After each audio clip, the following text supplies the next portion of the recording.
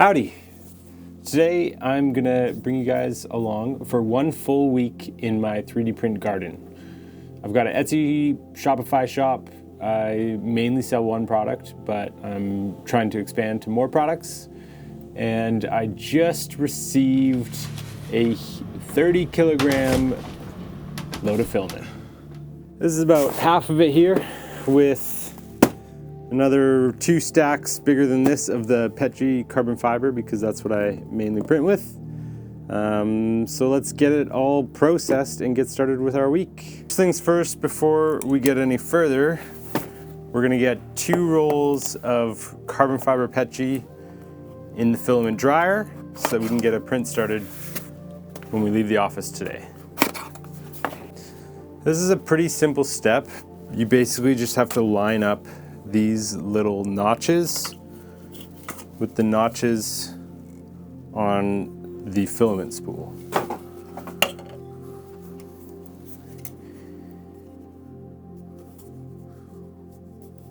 And then make sure you hear the click.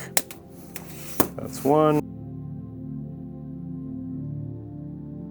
Boom. All right, these go in the dryer now at 65 degrees. For I do a minimum of 4 hours. If I can do longer, great, but I find the Petri honestly doesn't need it that much. It's more of a safety precaution. Next up, I like to get rid of all the boxes and the packaging as quickly as I can so I don't have to constantly be cleaning it up. So we're gonna start with that, and I got lots of spools, so I'm gonna put all the refills on the spools right away. This way, I only have to do recycling and clean up a mess once. Some of you may be surprised to see that I am just cracking these things open, and now I'm gonna store them above my 3D printing enclosure, but I'm in the habit of just drying my filament out before I use it, no matter what. I also find with PLA, it's not that big of an issue because my office is really dry to start with. So that's just the way I do it. I know some people will do it differently. Monday morning, I always gotta start by emptying the 3D printers from the weekend's prints and processing everything so that I can get reset and ready for the next week. Over the previous weekend, I did print out one of the airless basketballs. So I'm gonna make a video about that and review it coming up. But for now, let's get everything processed. It might be a little bit different to other people with a print farm, which is why I call mine a print garden. I am not a full-time farmer. I'm a gardener. I have a full-time job. I'm a videographer. I have like 20 clients throughout the year. This is something I do as a side hustle. It's in my spare time, so I typically spend between a half hour to an hour a day, sometimes a couple hours a day at the end of the week in total. And that's the goal. It can't be something that takes up days. So next I'm going to walk you through what each of the printers' purpose is, what this big box is for, and why it's so important. Starting with my first Bambu printer here, we've got Bambu, the X1 Carbon. This machine is essentially just for prototyping. Number 2, 3, and 4, Simba, Timon, and Pumbaa, are all P1Ss with AMS units, and their sole purpose is to push out products that I'm selling. If I have lots of stock, then I'll likely use Simba to print stuff for home, or right now I'm printing gifts for my nephews. So that is my print garden right there. So because I was sick last week, I was pretty far behind with my client work, so I've been stuck calling, emailing, editing, post-production, offloading, doing all my work. So it's like 2 p.m. now, I'm finally getting to do a little bit of 3D printing, so today I want to at least get 2 of my product prints going overnight, and then I'm not going to be making any new prototypes today because I was so busy with client work, so I'm going to get 2 Christmas gifts going for the nephews.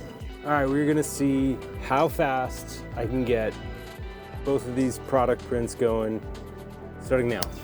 Each time I reset the prints, I gotta put a new spool in, clean the bed, and press start.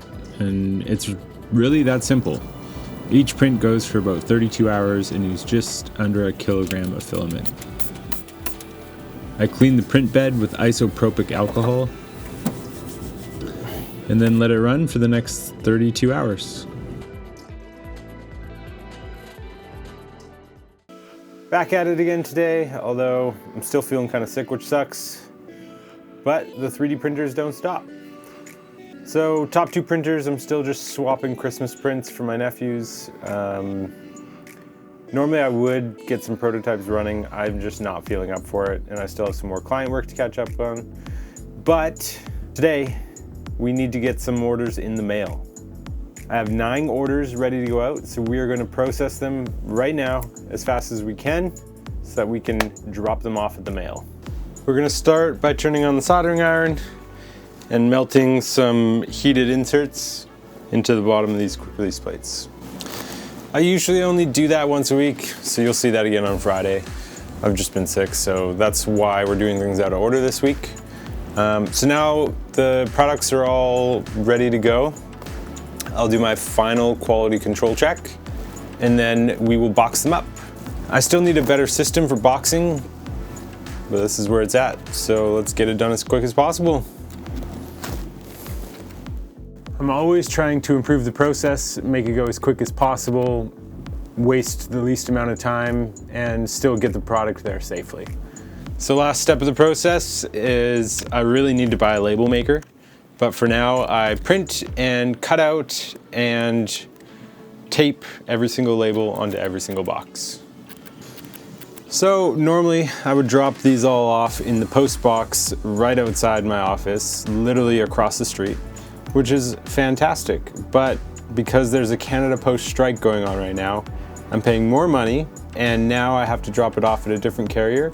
And the closest one to me is about a 25 minute drive, depending on traffic each way. So an extra hour. Hopefully this is done soon. And we're back at it again on Wednesday, starting off by just prepping a couple of filament refills and getting them in the filament dryer so that they'll be ready at the end of the day. And I had a few more sales overnight, which is great, so getting those ready to be put in the mail. And then I worked for the majority of the day on my client work, on my day job. And near the end of the day, my prints were done, so I took them out, took them off the build plate, removed the supports. I kind of do a minimal amount of post-processing.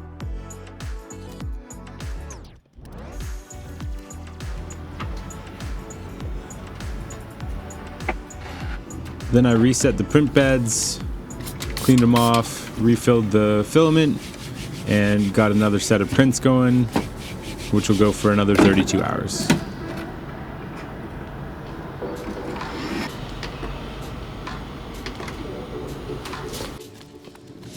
Thursday, all I did was put a couple more rolls in the filament dehydrator, and we're back at it again Friday morning. My prints finished at about 7 a.m., so I got them off the build plates. And this is a part of the process I'm really starting to enjoy. It's become a weekly ritual to me. I have usually anywhere between 32 to 64 of these quick release plates, and I have to do a few steps to get them ready to go out. I usually put on some YouTube videos or a movie or something. It usually takes between a half hour to an hour, maybe an hour and a half if I have a big backload of products. I get them all packaged up in a box and prepped, and then I stack them up in the corner so that during the week all I have to do is attach a label and I can get them in the mail. Here's a few of the Christmas presents that I made for my nephews on the X1 Carbon. I think they're really gonna love these. Unfortunately now I'm actually feeling sick again, so that sucks. I guess it's going around, some type of pneumonia. It's pretty gnarly, but I was able to reset my prints for the weekend. Normally I can reset the prints one more time throughout the week, but I had work, so that's the way it goes sometimes. But all in, I can typically print 64 of the products per week at max capacity, just with the 2 printers doing those full time.